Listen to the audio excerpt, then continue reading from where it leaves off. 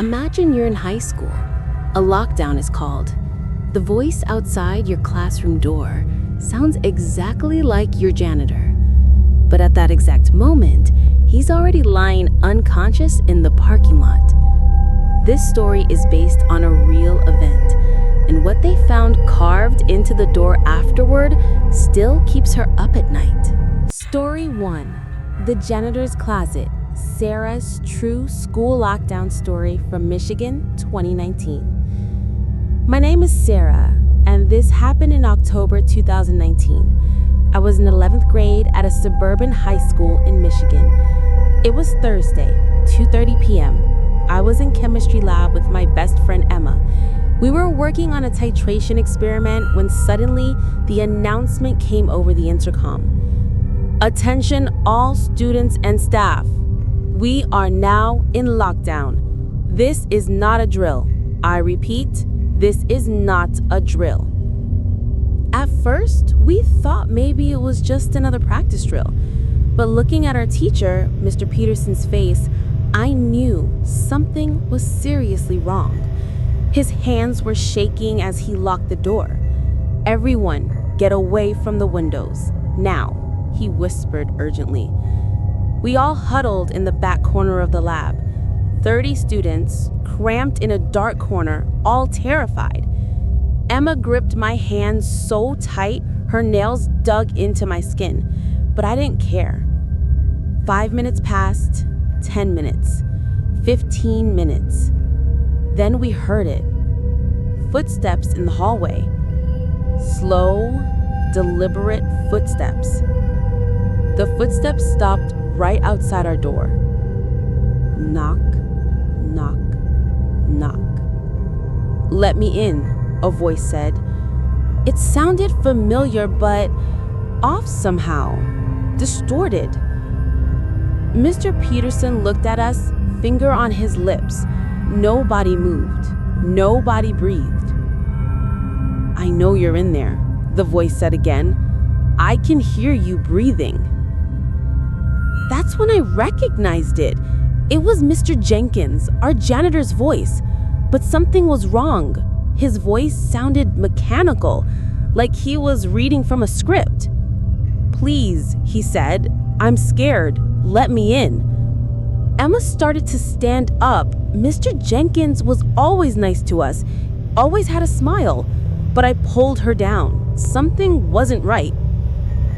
The doorknob started to turn, slowly, back and forth, testing. Thank God it was locked. "I have keys," the voice said, and then we heard it, the jingling of keys. Dozens of keys. My heart completely stopped. The janitor had master keys to every room. The key entered the lock. Click, click, click. Suddenly, police sirens, lots of them. The key stopped turning. Running footsteps, fast, getting farther away. We sat there for another 45 minutes before police cleared the building. Later, we found out Mr. Jenkins had been found unconscious in the parking lot. Someone had stolen his uniform, taken his keys. Police never found who it was. Security footage had mysteriously corrupted from that day. But here's the part that still haunts me. When police checked our classroom, they found something carved on the door from the outside. Next time. I transferred schools after that. But sometimes, late at night, I still hear those footsteps, that mechanical voice, and I wonder, when will be the next time? Story 2. The Boy in the Ceiling.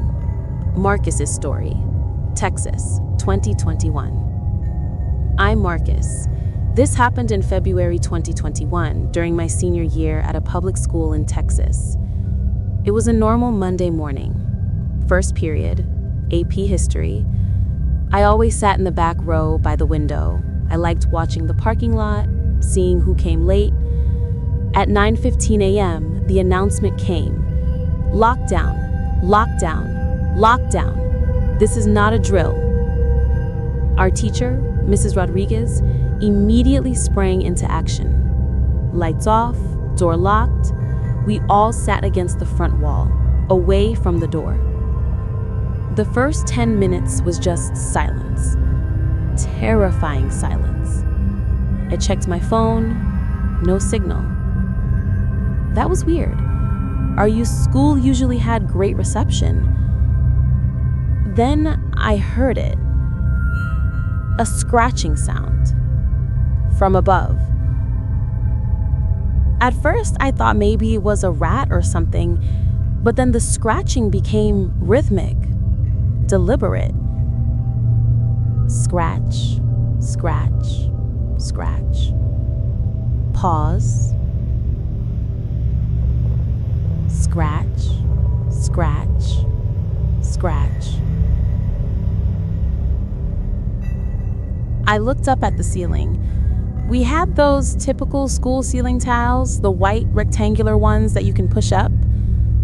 One of the tiles was moving. I pointed it out to Mrs. Rodriguez. Her face went white. The tile shifted more. A gap appeared. And then, an eye. A human eye looking down at us through the gap. Several students started to scream, but Mrs. Rodriguez shushed them. The eye disappeared. Then we heard movement. Someone crawling through the ceiling space. The sound moved from above us toward the hallway. Another tile shifted, this time near the door. The eye appeared again, watching, calculating. Then a voice, barely a whisper. I can see you all. 23, 24, 25, 26. It was counting us. 27. Wait, there should be 28. Where's Katie? Katie. She was absent that day. How did this person know that? The ceiling tiles suddenly fell. Crash. A leg dangled down, wearing a student's shoe, our school uniform pants. Then another leg. Someone was coming down. Mrs. Rodriguez grabbed the chair, ready to fight. Others started picking up textbooks, anything they could throw. The person dropped down. It was a student, but not from our class. I didn't recognize him at all. He was maybe 16, thin, pale. His clothes were dirty. His eyes were completely blank. Where's Katie? He asked, tilting his head unnaturally to one side. Katie always sits there. He pointed to an empty desk. She's sick, someone said. No, she's not sick. She's hiding from me. He took a step forward. Police sirens outside, close. The boy smiled. They always come too late. He walked to the door, unlocked it from the inside, and walked out. Just walked out. We heard shouting in the hallway, police commands, "Get on the ground, now!" But no gunshots, no sounds of struggle. Later, police said they never found anyone in the hallway, no one matching that description. But here's the thing, they found something else. In the ceiling space, a makeshift living area, food wrappers, water bottles, a sleeping bag, and notebooks. Dozens of notebooks filled with observations about every student, their schedules, their friends, their routes home. Katie's page had one sentence circled over and over. She knows I'm watching. Katie never came back to school. Her family moved away within a week. The school did a full investigation, checked every student record. No one matched the boy's description. It's like he never existed. But I know what I saw. We all did. And sometimes when I'm in a room with ceiling tiles, I can't help but look up, just to make sure. Story 3, Room 237, Jessica's story, Ohio, 2022. My name is Jessica, and what I'm about to tell you, most people don't believe, but I have 17 other witnesses, 17 other students who were in that room with me. March 2022, Ohio. I was a sophomore. It was a Thursday, last period. Study hall in the library. But that day, the library was being renovated, so they moved us to room 237. Room 237 was different. It was in the old wing of the school, the part built in the 1950s. Most classes had been moved out of there years ago. The heating didn't work right, the lights flickered, normal old building stuff. There were 18 of us in there with Mr. Thompson, who was just a substitute that day. Our regular teacher was out sick. At 2:47 p.m., the lockdown announcement came. But it was different this time. The principal's voice sounded panicked. Lockdown immediately! All students and staff, lockdown immediately! Do not leave your rooms under any circumstances. Mr. Thompson locked the door. We moved away from the windows, standard procedure, but then the lights went out. Not just in our room, the whole school. We could see through the little door window. The hallway was pitch black. Emergency lights should have come on. They didn't. Everyone stay calm, Mr. Thompson said, though his voice was shaking. Use your phone lights if you need to. We turned on our phone flashlights. That's when we noticed it. The door. There was another door in the room, one that had been painted over, sealed. You could barely see the outline. But now, it was opening. Just a crack. Darkness beyond. That door doesn't open, someone said. It's been sealed for years. But it was definitely opening. Slowly. Inch by inch. Cold air poured in. And I mean cold. Like freezer cold. Our breath became visible. Then we heard it. Singing. A child's voice coming from behind that door. Ring around the rosy, pocket full of posies. Mr. Thompson stood up. Who's there? This is a lockdown. You need to return to your classroom. The singing stopped. Silence. Then from right behind the door, inches from where Mr. Thompson stood, we all fall down.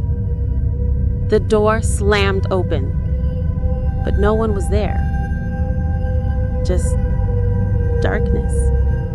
A long, dark hallway that shouldn't exist. Room 237 was supposed to back up to the outside wall of the building. One of the students, Mike, pointed his phone light down the hallway. There were doors. Dozens of doors. All identical. All slightly open. And from each one, that same child's voice. Come play with us. Come play with us. Come play with us. But each voice was slightly off sync, creating this horrible echo.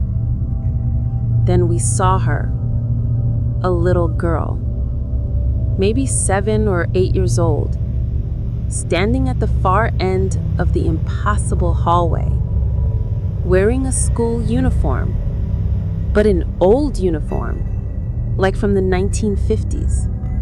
She waved at us. "I've been waiting for new friends." Behind her, shadows started moving. Other children. Dozens of them, all in those old uniforms. "We've been so lonely since the fire." Fire? What fire? Mr. Thompson slammed the door shut, but it wouldn't stay closed. It kept creaking open. "Everyone, we're leaving," Mr. Thompson said. "Lockdown or not, we're leaving." He went to the main door, turned the handle. It wouldn't open. He pulled harder. Nothing. The sealed door opened wider. The little girl was closer now, halfway down the hallway.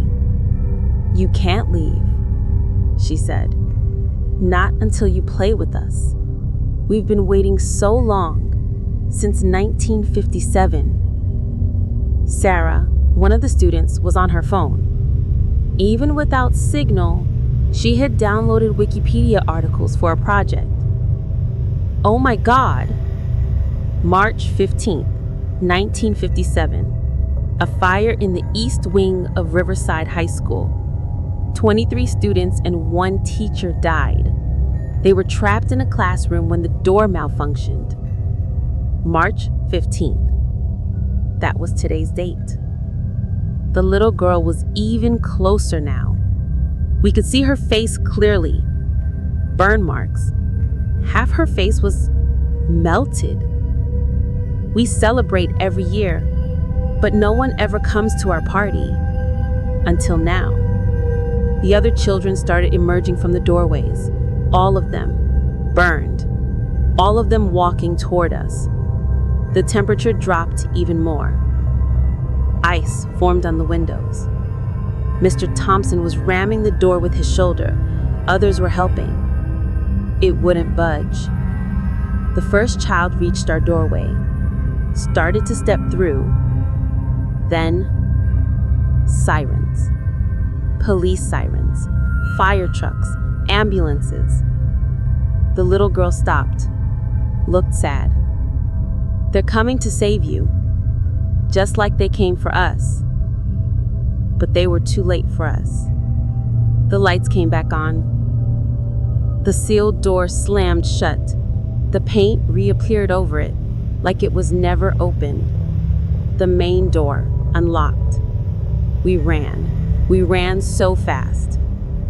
The official story was a power outage, a malfunction in the lock system, mass hysteria. But I know the truth. Every March 15th, those children come back, looking for playmates, looking for friends to join them. I graduated last year, but I heard from current students, even though room 237 is locked, boarded up, on March 15th, if you walk past that hallway, you can hear it. Singing. "Ring around the rosy, pocket full of posies."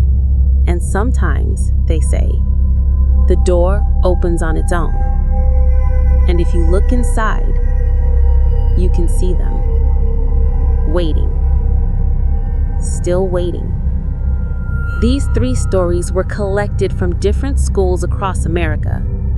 The names have been changed to protect the identities of those involved. But the events are real. Every school has its lockdown procedures. Every school thinks they're prepared.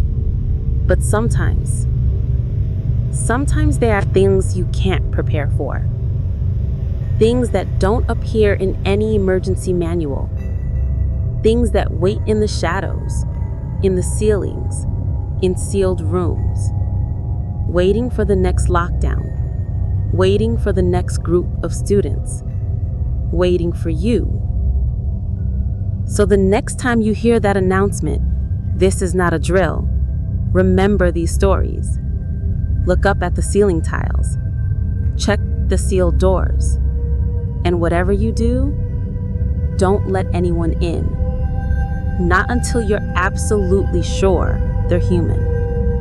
Because in the darkness of a lockdown, when fear fills the air and shadows seem to move, that's when they come out to play. Sweet dreams.